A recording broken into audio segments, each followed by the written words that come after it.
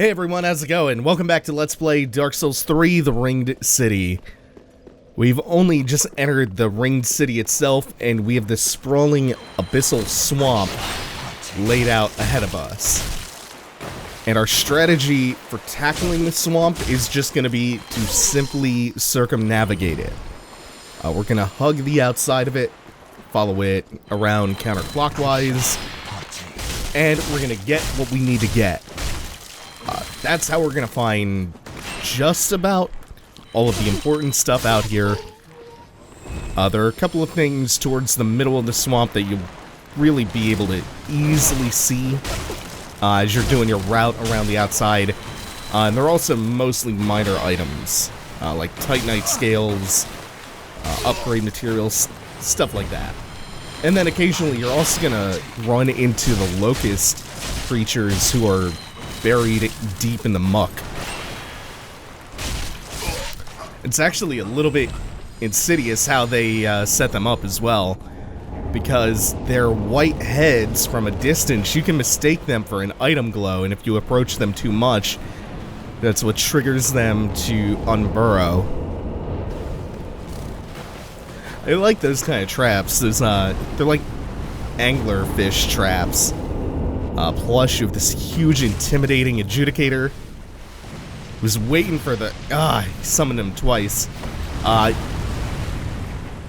was cautious about approaching him for a second, because you can sometimes get blindsided by a certain silver knight wielding a hammer. After all the volleys of arrows and the magic and bullshit, you don't want to get caught by that. But the Adjudicator, when you don't give him a chance to summon...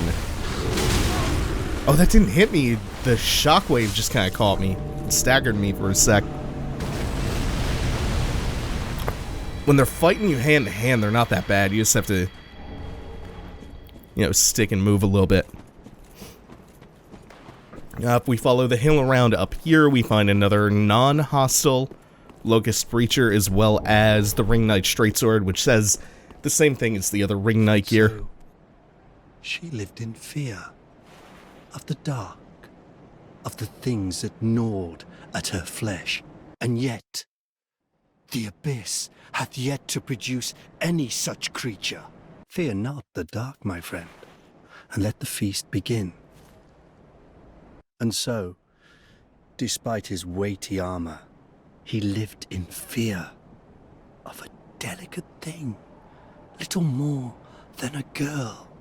Where fire resideth, shadows twist and shrivel, but in the abyss there are shadows none.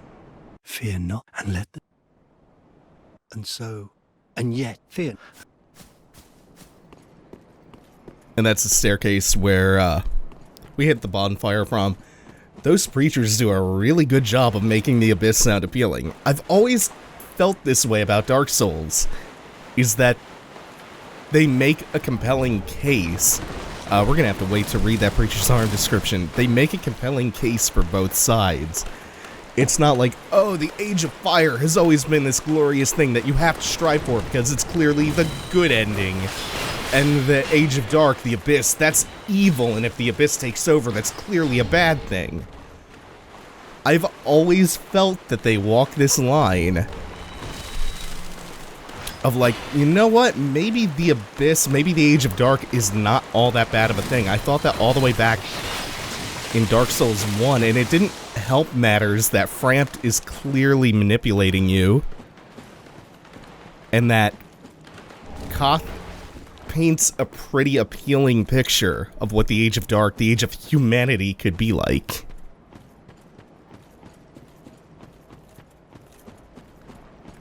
I think by the end of this DLC, we'll have a more clear picture, too, of what the Age of Dark and the...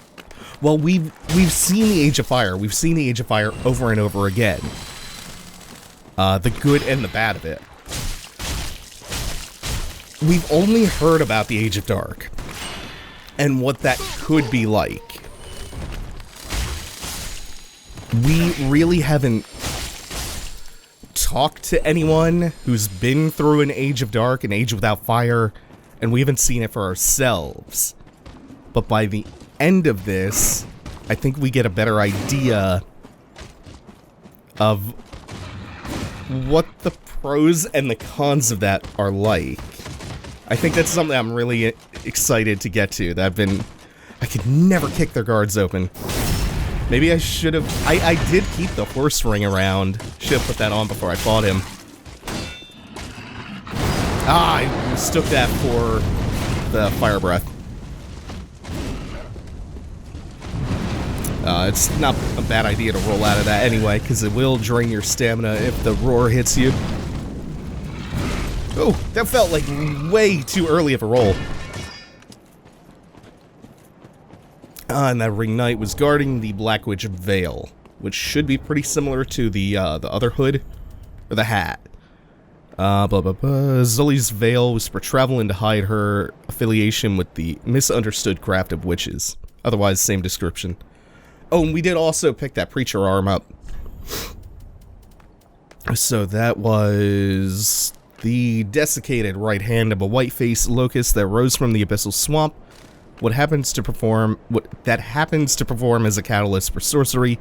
The white-faced locusts were meant to beckon men to the dark with sermons, but most of them are unable to think past their own stomachs. The unruly mob. Judgmental, this one is. All the locust gear, they have some sort of rhetorical bend to them.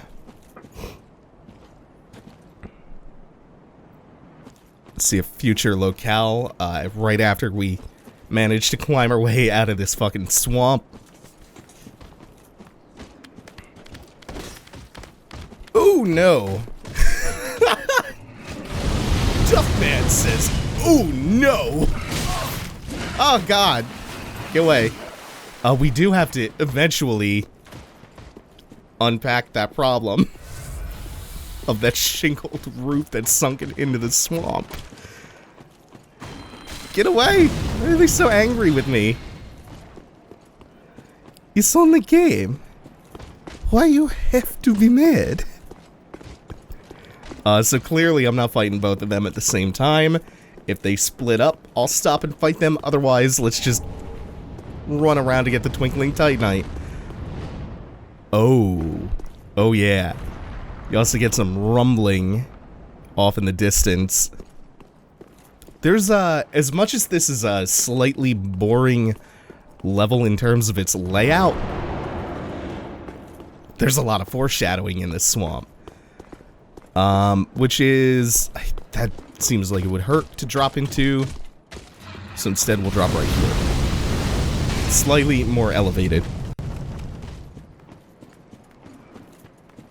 It's an important aspect of level design. Level design is more than just the layout of the place and the shortcut board. That all helps, but environmental storytelling, mise-en-scène, and how the level contributes to building atmosphere and stuff like that. That's also an important facet of level design that often gets ignored, because that more prominent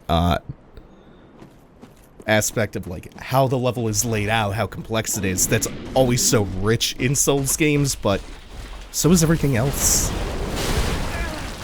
Ooh, and hello. Hello. Enemy placement, another important part of level design. And here we have placed a variant of the escape that. And that. Of the Dragon Slayer armor. Starting right off with the axe enchanted with lightning, but without the assist from the laser shooting pilgrim butterflies. So I'm electing to do this really lame, extremely lame. I'll accept some chip damage from the lightning and just do this slow, because as usual he hits very hard, and I do not precisely remember all of his roll timings. And everything, including that Adjudicator giant, just respawns if I die, which is more tedious to go through than just doing this slowly.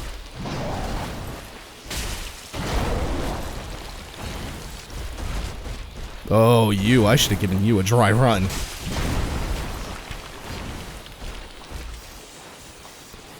The move that... Oh, fuck, there's like 3 variations of what he can do out of that stance. There's the wide horizontal sweep. There's the one where he jumps and slams the axe down in that same horizontal manner like that, which is the really good one. Because it's fucking so not dangerous. Ooh. And then there's jumping overhead. Not worried about that guard break because he can't follow up really well. Yep. There's one move that he's not doing, and it's the one that leaves him open the longest. It's the one where he raises the axe to the sky, charges it up for a really long time, and does the non-tracking overhead that causes the big pillar of lightning to crash down. Ow, God, Jesus, fuck almighty. At least I timed that drink well. And that one too, it looks... Oh no, I timed the drink well, but the follow-up roll was just not good.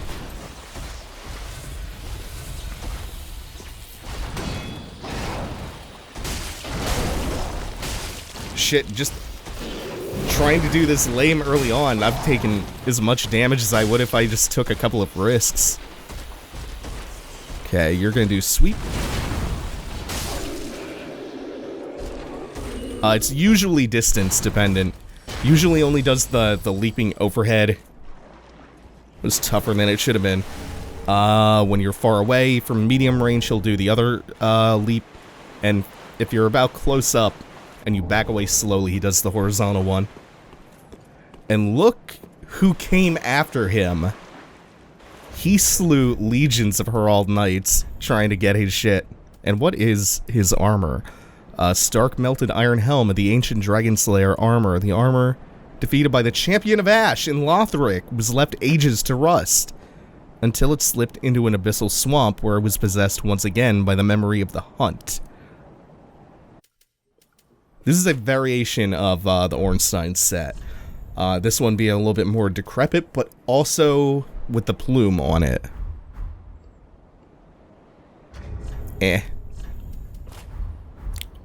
That description complicates things. It complicates my understanding of when exactly this is taking place. As is very often the case in Soulsborne DLC,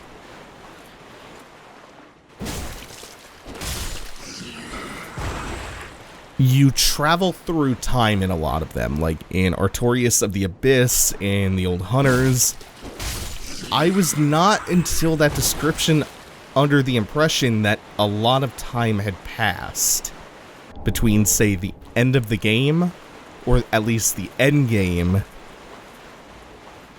section of the base game, and now.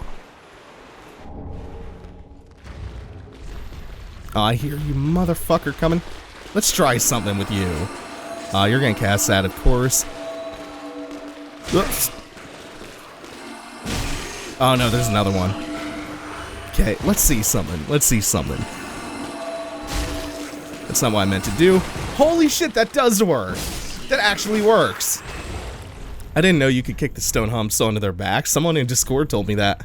It's like the best piece of advice I've ever gotten. This special throwing blade has a flat tip, wielded by guardians of the Church of Filianor. Consume FP to project illusory blades, which seek their target. Guardians of the Church, of whom few remain, watch over Princess Filianor's eternal slumber, along with the spears of the Church. It's a very nifty item. Like a clever design. It's effectively an infinite use item. It will never run out. But it functions based off of your mana. Also, speaking of foreshadowing, we heard the rumbling of the dragon back by the sunken building. This is unrelated to that, but it's also a piece of important foreshadowing why you're getting all of these white tree branches in the middle of the swamp. Also, the white birch bow, we will eventually be able to read that item description. Oh, fuck, I can't pass by you. And I'm not fighting all these. This is not worth my time. This is a way too densely populated area with those stone hump fucks.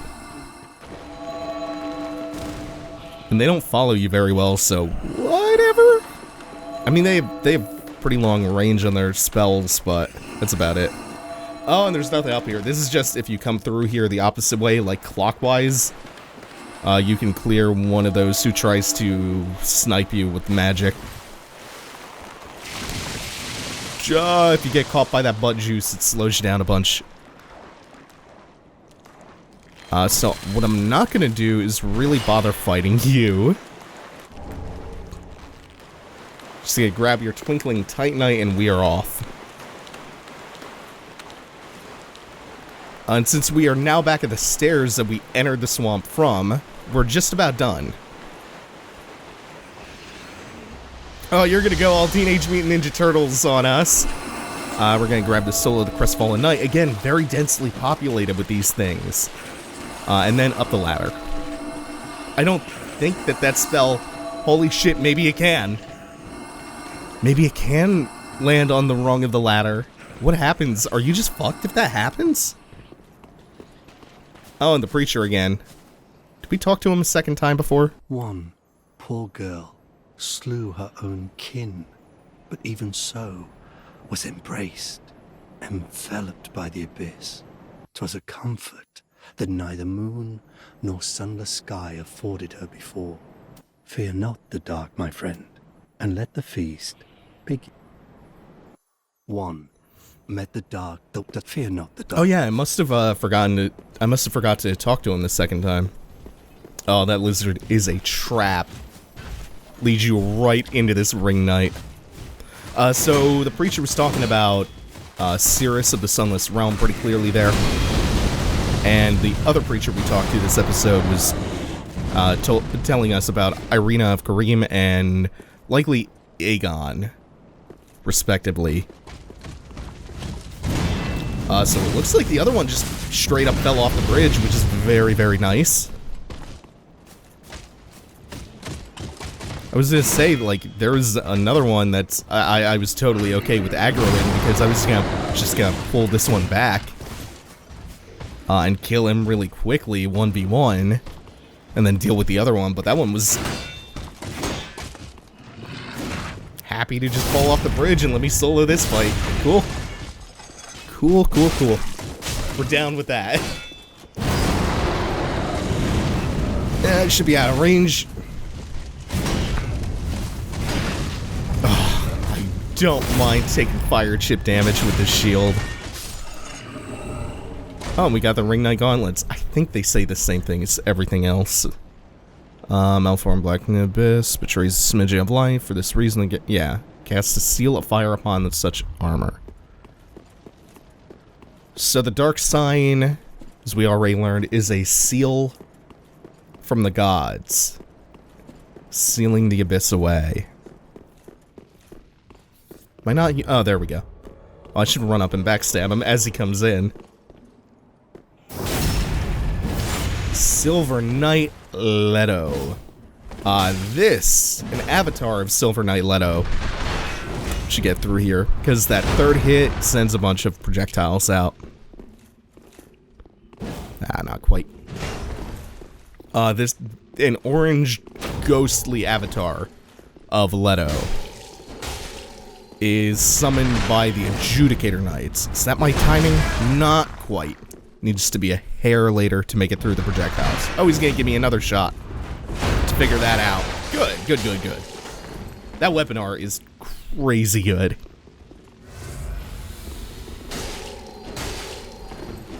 And if that hammer hits us once, it's taken off like 80 to 90%.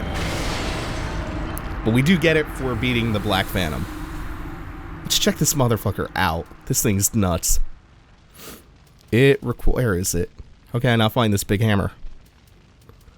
60 strength, B scaling. Great hammer wielded by the Silver Knight Leto. Leto's hammer is by far the heaviest weapon amongst those wielded by the Knights of Anor Londo. Leto is an eccentric who traveled across the outskirts, became a close friend to the giants, and even Hovel the Rock. There's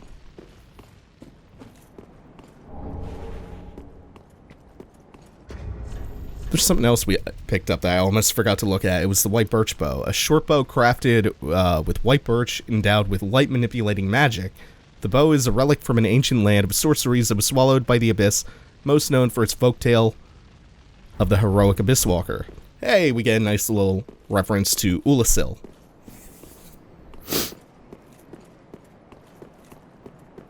Now, somewhere alongside the cliff, there's a spot where we can start dropping down.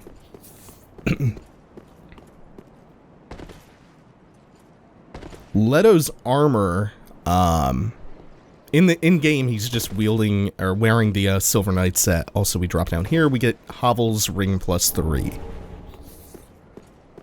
There's a cut set of Leto's armor, which is phenomenal looking. One of the best looking sets in the game, which is unfortunately not in... Well, it would have been one of the best looking sets in the game. It's unfortunately not in. It looks like a cross between the Black Knight armor, like it's charred Silver Knight gear, and Bradder's set from Bloodborne, or like the Millwood set almost. And there's another item too that was cut related to Leto. It was an item that would have given you an ability like the Adjudicators have, an ability to summon Leto in that same orange phantasm style, where I think what it was is you just summon him and he swung the hammer once or something. So it's a very temporary summon. Okay, so here we have a little bit of a problem in that we have two of those curse-inducing enemies back-to-back, but we don't have to deal with that quite yet, because we come in here and we find a covetous gold serpent ring +3 plus Lapp. Oh, and here we are again. How goes things? I'm rather running in circles, I'm afraid. I can't find the purging monument, and I've searched high and low. What if it was never here in the first place? Oh, bloody hell. What do I know? Sorry. I know it doesn't concern you. Seeing you all good and well, I just sort of spilled my guts to you. Just forget it all. Like a good hollow would. Yeah. Sorry. Seeing you all just... So I think with that, we have progressed Lapp's quest every single episode so far. We haven't found the purging monument for him yet, but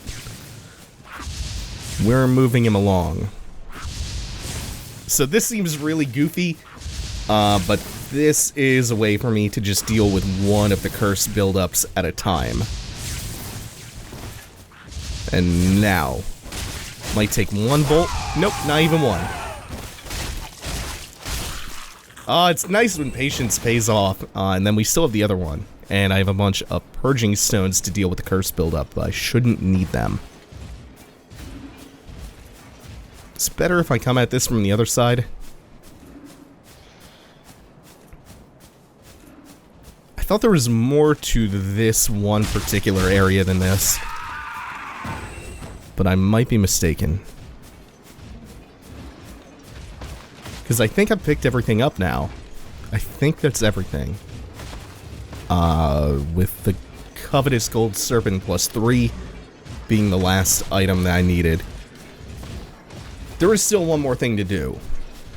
I forgot this as I was in the area with all of the ring knights at the back of the swamp, getting chased around like an episode of Scooby-Doo. Where's that ladder? Right here? Yeah. But we can open up a shortcut as of that area. So if you want to beeline it out of the swamp, you can just run almost straight back. The stone humps have a hard time catching up with you. The preachers aren't very good at catching up with you. The only thing that you really have to deal with if you want to just run it from the stairs straight back to opening the shortcut is the Adjudicator Knight and all of the projectile firing enemies he summons, like the archers and the magic users. Let's see. Yeah, I did pick that up. I did talk to the preacher, right? Yeah, because he was the one who told us about Irina and Aegon. So when you see the path back there, that's the one we elected to ignore for the moment. Or rather, that I just kind of forgot about. Also, on this building, you can see the symbol of a vowel back there. Actually, it's in multiple places, I just noticed. It's kind of at the top of every spire. There's the drop down we make, and we head to the right, and if you look over to the left... Hey, look at that.